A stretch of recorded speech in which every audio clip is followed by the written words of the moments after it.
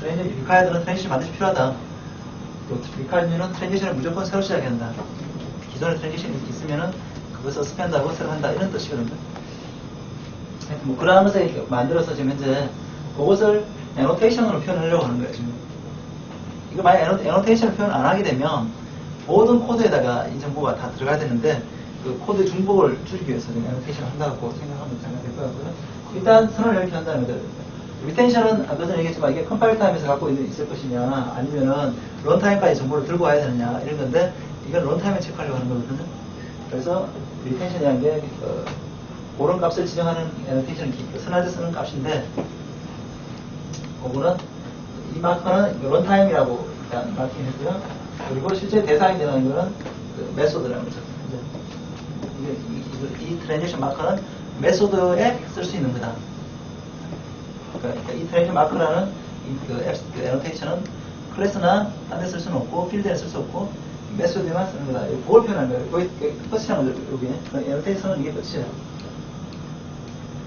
그냥 이런 애노테이션이 있다는 것만 선언한다는 거죠. 이런 애노테이션이 있다. 자, 그러면 실제로 쓰는 걸 볼까요? 애노테이션 다 끝난 거예요. 애노테이션 자체는. 쓰는 놈이 문제인 거지. 애노테이션 선언은 굉장히 쉬워요. 굉장히 쉽고 쓰는 놈이 잘 써야 되는 거예요. 자, 그래서 이제 애노테이션을 뭐 클래스에도 할 수 있겠지만 여기는 일단 인터페이스가 구현했어요. 뭐 하기 나름이죠.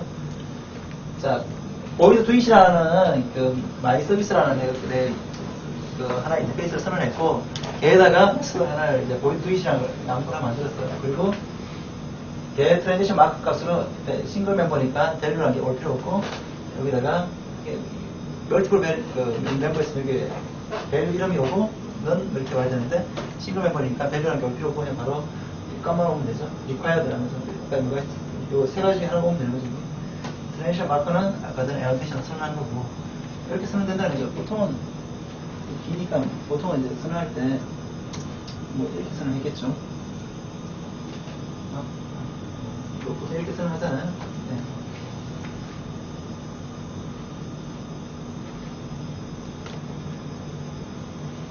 그게 다예요. 다 이게 그래서 실제 구현처럼 이렇게 쓰면 돼요. 이렇게. 네. 구현처럼 이렇게 쓰면 되는데 얘가 클래스에다 한 게 아니라 인터페이스가 있으니까 이 인터페이스를 구현한 이 클래스는 당연히 이 트랜지션 마커가 적용이 된다는 거죠.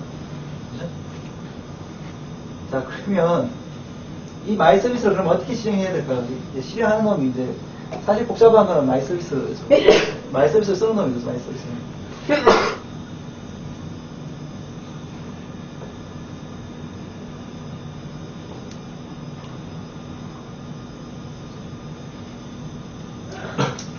그냥 마이 서비스 인플루가 주의하면 어떻게 되냐면 그냥 헬로 그만 지켜요.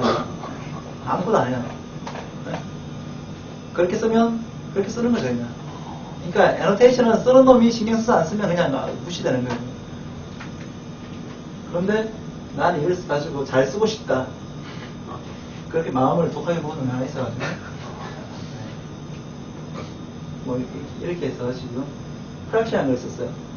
프락시한 게 자바의 리플렉션 중에 또 하나가 있는 거예요. 그러니까 지금 리플렉션에 관련된 걸 아까 전에 코어 리플렉션 얘기를 했잖아요. 메소드라든지 컨스트럭터라든지 패키지라든지 이런 것들이 다 그 자바 리플렉션 바이트 코드를 실행 시간에 해석하는 어떤 그런 거라고 얘기를 했는데 그거 말고 바이트 코드를 런타임에서 만드는 방법이 있어요. 그게 바로 프락시라고 생각하면 되고요. 이건 약간 더 이제 어려운 개념이고 애노테이션도 리플렉션 일종이라서 얘기했고 프락시를 써가지고 리프락시 인스턴스 하게 되면은 해당하는 인터페이스에 대한 것들을 만들어줘요. 뭐 바이트 코드를 만들어주고 그때 실제로 그 해당하는 인터페이스가 콜되면은 여기 지금 현재 프락시, 뉴 프락시 인스턴스 해가지고 여기 서비스, 마이 서비스 클래스가 인터페이스를 나타내잖아요.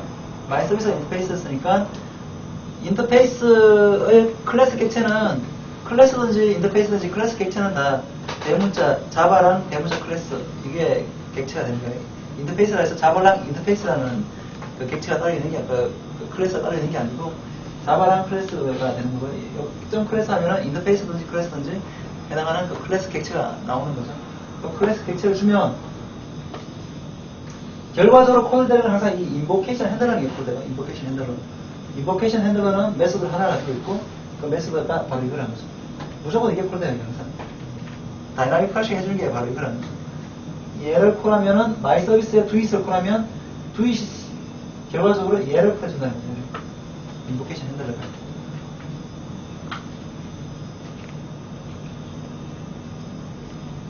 그래서 결과적으로는 얘가 콜되는 거고 이제 마이 서비스 좀 두잇 뭐 이렇게 이제 여기서 이제 하게 되면 하면 되는데 결과적으로 마이 서비스 두잇을 콜하는 거거든요. 여기 얘 두잇을 콜하는 거거든요. 다른 건 다 무시하고. 그럼 두잇을 콜하면은 결과적으로는 얘가 이쪽으로 들어와요. 인보케이션 핸들러 쪽으로. 다이나믹 프라싱은 딱 이거 하나밖에 없어. 이렇게 해서 만들어지는 거고 결과적으로 콜되는 것은 그 메소드가 진짜 콜되는 게 아니라 그 메소드는 없으니까 이 양을 들어온다는 거예요. 그런 정도로 쓰는 거예요. 그냥 메소드 일일이 쓰는 거 구현하기 귀찮으니까. 그러면 얘가 객체 이렇게 넘어와요. 메소드랑 자바랑 리프렉트 메소드 넘어온다는 거죠. 아까 전에 메소드라는 게 annotated element을 구현했다 그랬잖아요. annotated element 구현체이기 때문에 get annotation 하면은 그 마크가 날라온다는 거죠. get annotation 다음에 우리가 그 마커 인터페이스 또는 트랜지션 마커 클래스를 주면 해당하는 클래스에 대한 선언이 있으면 오고 아니면 너린 거죠. 근데 다행히 iService는 구현할 그 annotation 갖고 있잖아요. 그래서 그 annotation 리턴이 되죠. 마크가 온다는 거죠.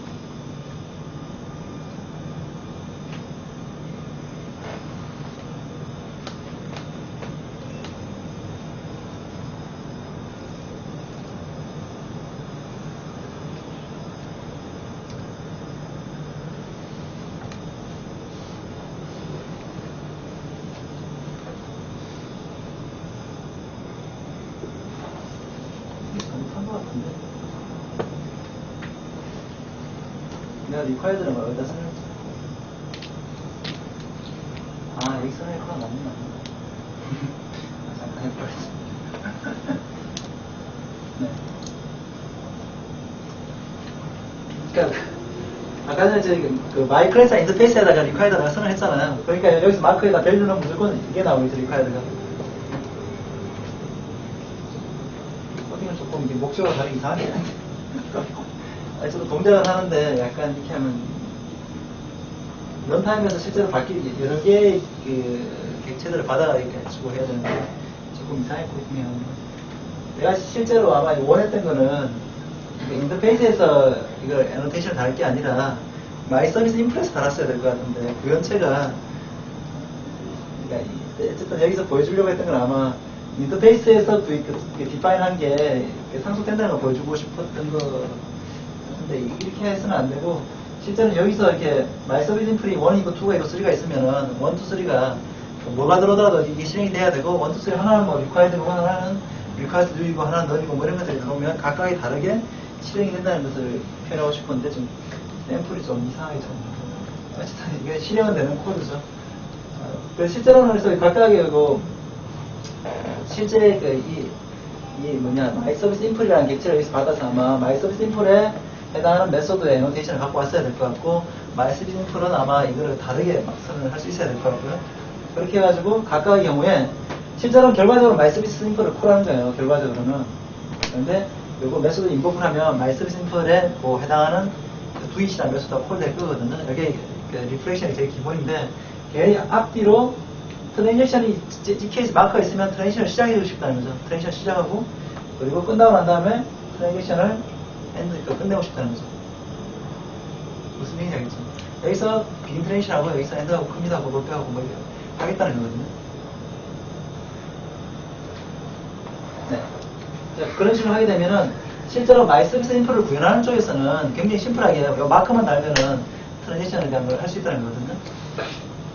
이게 무슨 얘기인지 알겠죠? 이게 많이 사용되는 게 그게 이렇게 많이 사용하는 방법이 뭐냐면 에스펙트 오리엔티드 프로그래밍이라고 요즘 AOP라는 말을 많이 쓰는데 AOP를 구현하는 방법 중에 하나가 이거거든요. AOP는 크게 두 가지 방법으로 구현할 수가 있는데 이렇게 애노테이션을 쓰는 방법이 하나 있어요. 애노테이션을 쓰면은 만약에 이제 특히 이제 J2E 환경 같은 것들에서 많이 쓰는데 J2E 환경에서 트랜잭션 제일 많이 쓰는 예 중에 하나고요. 트랜잭션, 그 다음에 시큐리티, 권한 관리 이런 것들 있잖아요. 권한 관리 해야 되는데 내가 이 서비스를 콜하기 전에 얘의 권한 관리가 롤이 누구다? 롤이 매니저라야만 실행할 수 있다. 그런 걸 체크할 수 있잖아요. 그러면 애노테이션에다가 매니저라고 딱 마킹을 해놓으면은 서비스가 콜되기 전에 여기서 바로 딱 체크해가지고 먼저 체크해가지고 매니저가 아니면 권한이 없으면 에러를 내버리면 된다는 거죠. 실제 메소드는 이렇게 인보케이션 되지도 않고 그죠? 그런 식으로 많이 표현할 수 있거든요. 그래서 애노테이션은 AOP 방식으로 할 때 많이 사용이 되고 AOP 방식의 단점, 이렇게 애노테이션을 사용해서 AOP를 구현하는 방법의 단점은 리프렉션을 사용하기 때문에 리프렉션은 컴파일 타임에서 다 물론 컴파일은 되는 거지만 코어 리프렉션을 사용하기 때문에 성능적으로 약간 문제가 약간 느리죠. 아무래도 그래서 리프렉션 너무 광범위하게 사용은 그렇게 권장하는 건 아니고요. 거의 코드가 더 지저분해져 보다시피 코드를 실제 구현하는 쪽에서 굉장히 지저분해지죠. 모르고 쓰는 사람이 사용자 입장에서야 편하겠지만 이것을 구현해줘야 되는 입장에서 굉장히 피곤할 수 있는 그런 게 있기 때문에 일단 성능적으로 약간 문제가 되기 때문에 AOP가 말고 코드를 생산하는 방법이 더 있어요. 이렇게 선행하고 난 다음에 코드를 한 번 더 컴파일해서 자바 코드를 실제 자바 코드는 따로 만들어지는 이런 방법이 있거든요. 컴파일 방식인데 AOP 방식은 두 가지 다 있어요. 그래서 근데 요즘 어쨌든 이게 많이 애노테이션이 많이 사용되는 것 같아요. 컴파일 방식으로 하면 귀찮으니까 컴파일 바이트 코드 관리하는 것도 귀찮고 하니까 얘는 깔끔하잖아요. 쓸데없는 코드도 없고 그러니까 일단 사용은 이게 많이 되고 있고 그리고 성능 때문에 또 컴파일 방식을 선호하는 쪽도 있는 거죠. 이게 뭘 하는 건지 대충 알겠죠. 애노테이션을 쓰면 뭐가 좋아지는지 굉장히 애노테이션을 사용하는 쪽에서 굉장히 간결하죠. 명확하고 코드도 명확히 간결해지고 하지만 애노테이션 기능을 제공하는 쪽에서는 좀 빡세다는 거죠. 한 사람이 고생하는 게 여러 사람이 행복할 수 있다는 장점이 있는 거죠.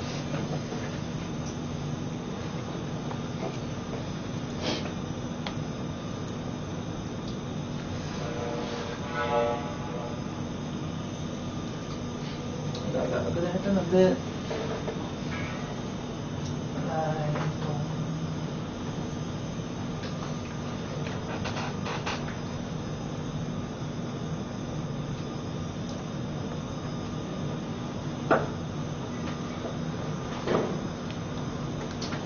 간단하게 추가적으로 설명하면 얘들은 지금 현재 기본적으로 빌트인한 애노테이션들이거든요. 일단 저희가 자바 랭귀 자체가 VM 자체에서 정해주는 건데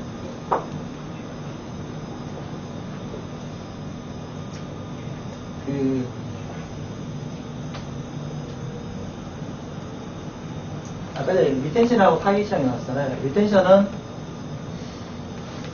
어디서 유지를 하느냐는 거거든요. 런타임까지 갖고 갈 건지 아니면 컴파일러 쪽에서 끝날 것인지 이런 건데 디폴트는 클래스라고 되거든요. 클래스라고 있고 소스를 하면 컴파일러만 체크할 수 있을 것이고 런타임에는 그 정보를 볼 수가 없게 되는 거죠. 그렇게 돼 있을 거고요. 클래스는 어떻게 되지?